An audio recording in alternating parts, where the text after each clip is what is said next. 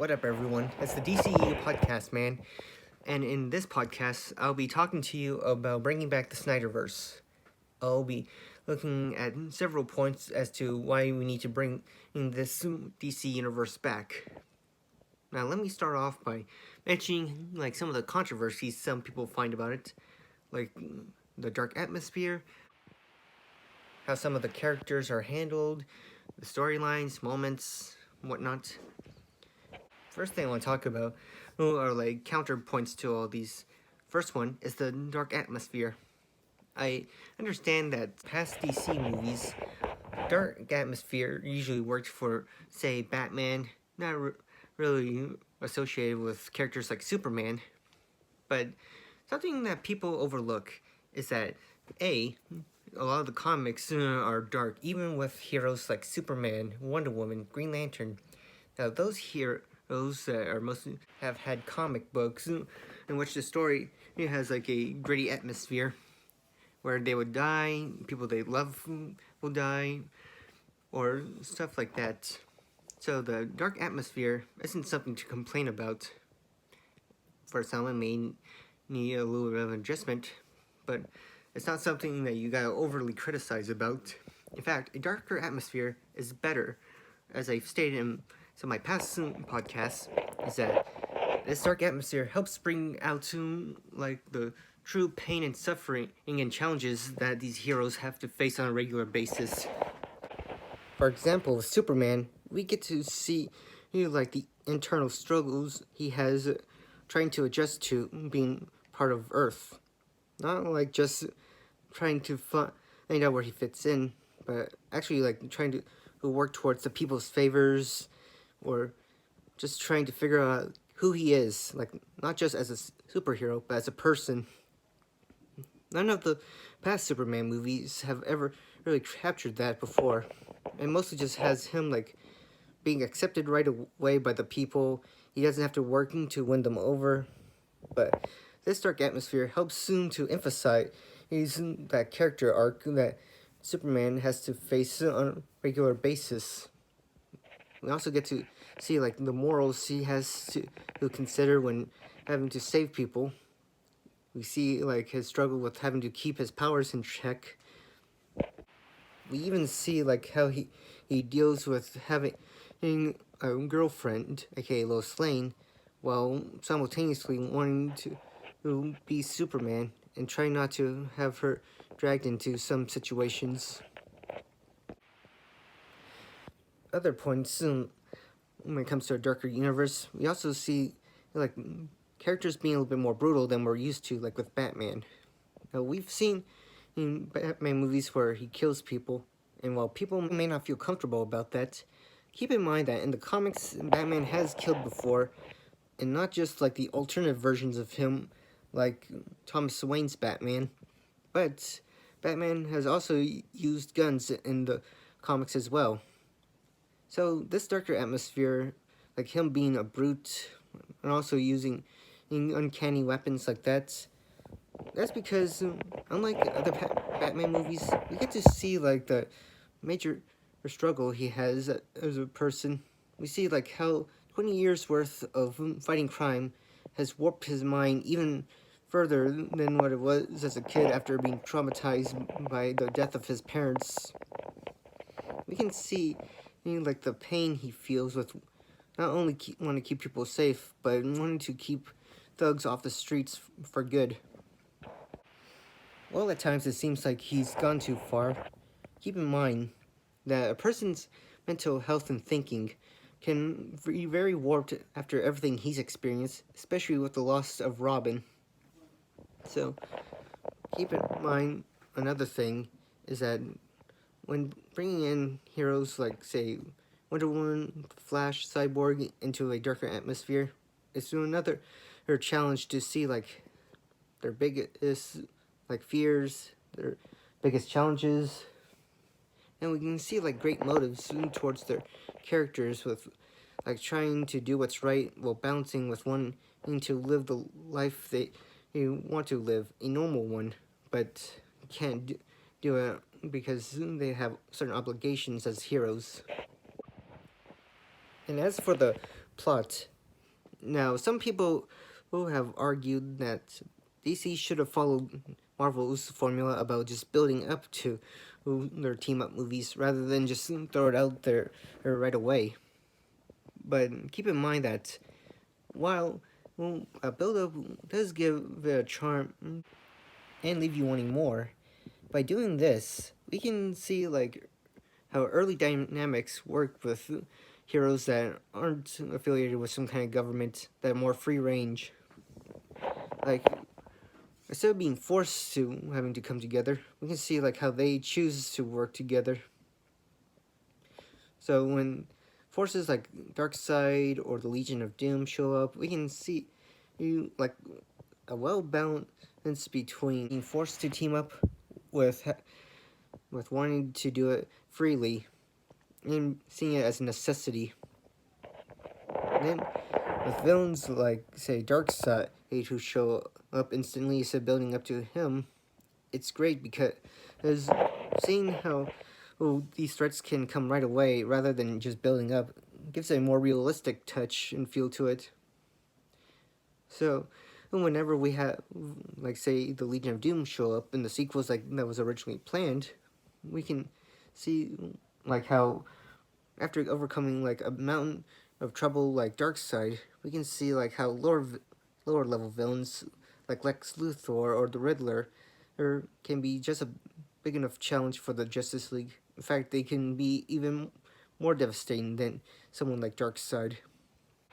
It's a matter of understanding like what Zack Snyder was trying to go for. He's trying to show us that while threats like Darkseid may exist, sometimes the overlooked or lower level threats can be more devastating than say gods or demons. Speaking of the sequels, that's another reason why we need the Snyderverse back. According to online, the sequels were gonna focus on the Legion of Doom, with the Riddler figuring out the anti-life equation and dying within the process, and having each member of the Injustice League, aka the Legion of Doom, kill each member of the Justice League, with Flash and Cyborg surviving.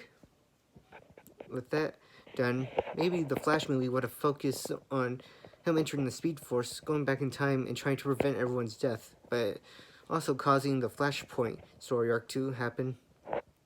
So during that time, he has to figure out a way to like save his friends and teammates while simultaneously trying to make sure that the timeline isn't destroyed within the process, or just tampered with completely. It would have been interesting because the Batman, the one with Ben Affleck, would have introduced Riddler to it. Then we would have brought Captain Cold into that sequel. And then we were going to have King Orm and Black Manta show up as well, along with Lex Luthor. Then we can see like how this would have affected like future DC movies, like people remembering how these heroes died, or like them having memories of how they died, seeing like how they either prepare for the worst if something like that happened again, or have like others prepare for their deaths again. Maybe we could have see whichever former Robin who became Nightwing prepare for having to be the next Batman. Could have seen like if they even introduced the sidekicks, see Aqualad, Kid Flash, or even Wonder Girl like prepare to take the roles of their mentors. But if these deaths were permanent and the franchise go on, kind of like what Marvel's doing right now, we could have seen like how the death of all these great heroes of the Justice League could have profoundly impacted the world. We could have seen like, well, I guess we get a little bit of what it was like when Superman died. But until the Snyder Cut comes out tomorrow, I won't know for sure like how affected the world is compared to what we've seen in the original Suicide Squad, ending of Batman vs. Superman, Dawn of Justice, and in the Justice League. If Batman's death was permanent, then we could probably see like how either Nightwing takes over as Batman, or if at that point they brought Damian Wayne, we could see like how he takes the mantle of Batman, although they'd have to tweak the story where he'd be older, which they've done for Robin in the past, but much older, like say an adult, not like a teenager. Or we can see like if they brought in the Teen Titans, see like how that superhero group would be affected with the idea of how they would have to step up, and since like the original team in DC is gone, or if they have new members of the Justice League by then, see like how they step up to being in charge and being tasked with protecting the world and their cities from total destruction or any other evildoers. Now, a dark atmosphere like that can show like how great minimal crime, like say robbers or thugs, are compared to supervillains, because that's something that DC does that the MCU overlooks. That DC is showing that even small crime can exist in a world filled with superheroes, and showing how they can be just as important as stopping a supervillain's evil plan to wanting to kill people or take over the world. We can see like the true struggles people have with having to take over, where one hero's journey ended, kind of like what the MCU is doing with Spider-Man now that Tony Stark is dead, but show it at a much greater scale. Like, not just one hero being affected, but all the heroes. And then the world building that was planned for after the original Zack Snyder Justice League would have shown, like, going to the personal lives of the heroes in each of their solo films, like showing how after that team up, how they're affected as not just heroes but also individuals, like seeing how their personal lives at their jobs, like for good or bad, are affected.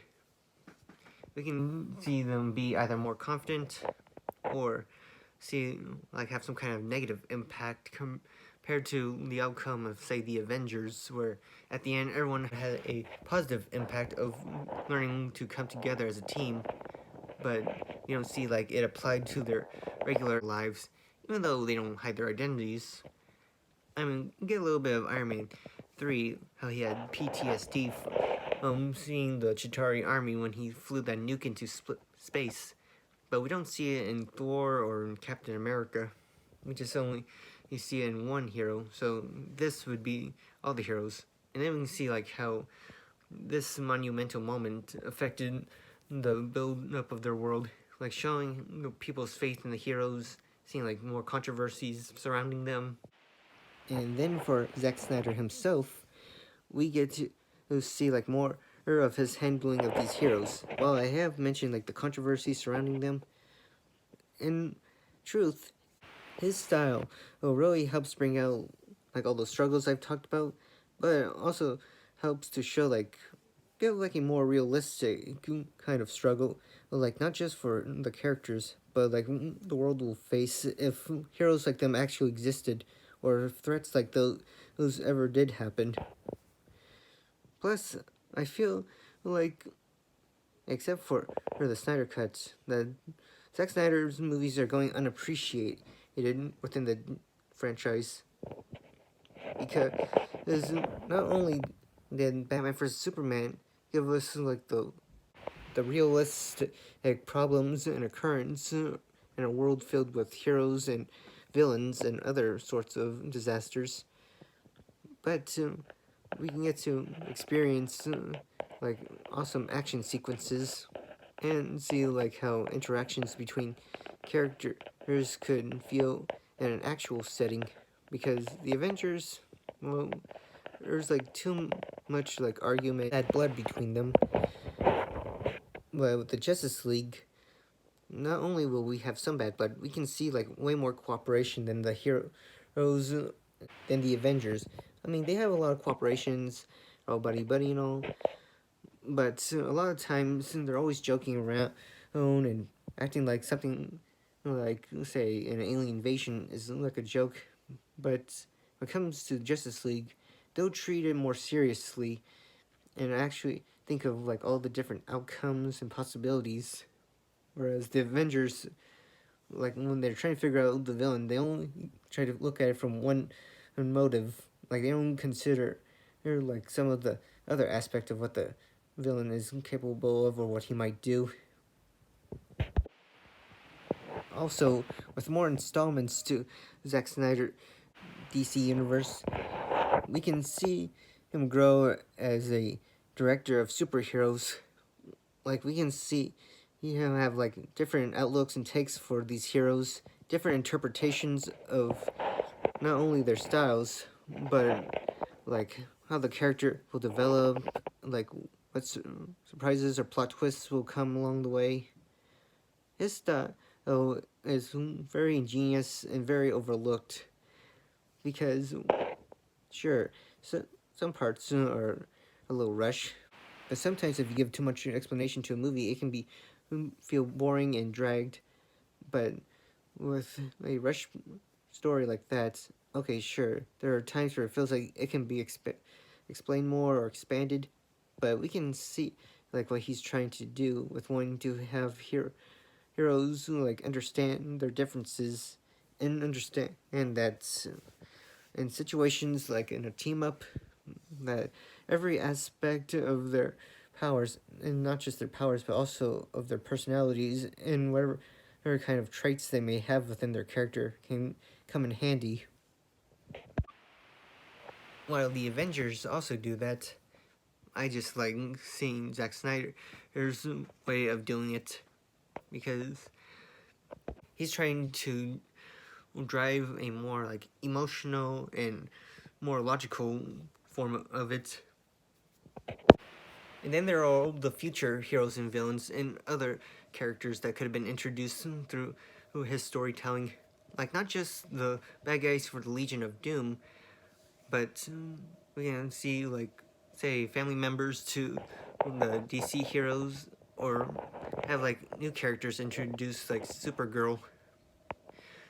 His style would have captured like their struggle with not just becoming a superhero, but like trying to see where they fit in a world filled with superheroes, understanding that there are like struggles they have like just starting out as a hero, and struggles with wanting to see if he can get the people to accept them, because some heroes couldn't be accepted faster than others, which is human nature, and not just in a superhero's case, but in a human's case as well.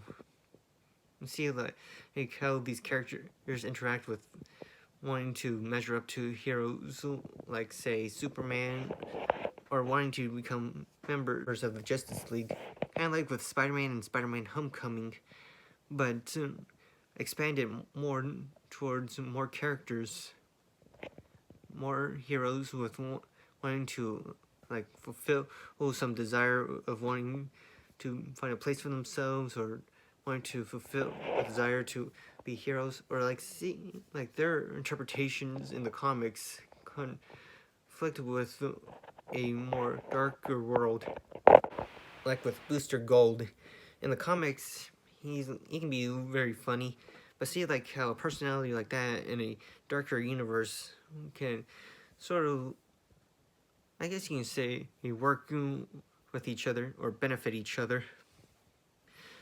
Because in a dark universe like that, you can have like say a comical relief, but at the same time, you see like a character like that who has to end up getting serious in whatever her situation or bad guy shows up. So you can see like how the characters can go from being funny, comic relief, to having to become like more serious. We can see aspects that builds up to say more team ups, or not even just the team ups, but like greater moments to show up where like villains can manipulate say time and manipulate even reality, and seeing like how like newer heroes have to step up to like forge their own path, not just to who become members of the Justice League or Teen Titans, or even showing that wanting to be heroes who are independent to those ideals, like trying to do what needs to be done rather than wanting glory or wanting to be part of something big.